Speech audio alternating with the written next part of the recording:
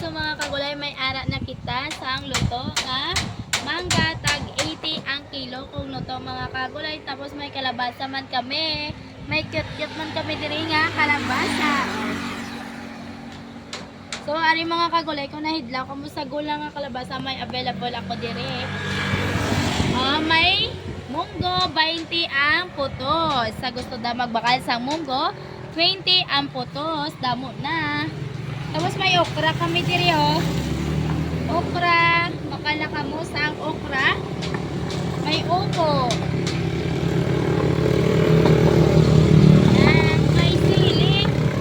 Sa gusto da magbutang sa hila nga may sili ako diri.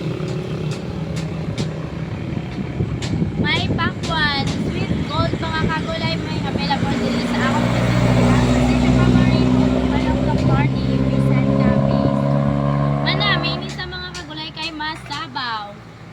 Sandiya kamuda, sa gusto da magbakal sa tubig, may available man ako diri nga tubig. Dala lang ako sulod lang. Tag 25 ang ganon. Mangga.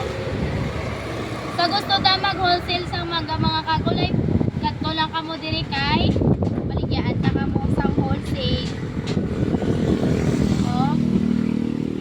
Ari munggo dog damo ng mga kagulay bakal na kamo munggo. Nan. Sandiya. Bakal na kamo diri kay fresh. Pag ulang lagi na lang na sagin harvest. Manami sa kay magduga, pero may ko siniga bakal kay ginadala ko sa balay. Para manggaw manami. Mangga manami. Mahumot na sa kag. Dagko na sa mga kagulay. Mahumot. Nan. Sa gusto da magbakal sang hilaw, may available man kami diri nga hilaw. Habal na sa kali. Habal nga mangga, sa gusto da magbakal, may available diri. Cute. Sa gusto da magbakal sa amon baligya, may available diri sa Sitio Camarin, Maloklok Norte, Ibisan, Capiz. Mangga, reject na nagali. Ari sandiya manami kay damo sa tubig. Dako-dako nga sandiya.